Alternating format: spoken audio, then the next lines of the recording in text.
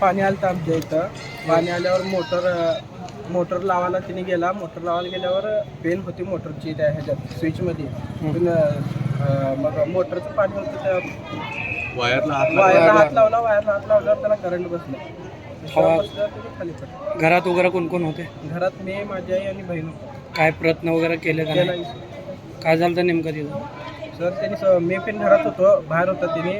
आम्ही समजून घरात होतो, तिने एकटा बाहेर होता. झटका लागला, तिने ओरडल्यावर मग आम्ही बाहेर पळत गेल्यावर बघितलं तर करंट लागलेलं. मग बटन ती बंद केले, म्हणजे बटन बंदच होतं, वायर ती काढली. आता तुमची अपेक्षा काय सर?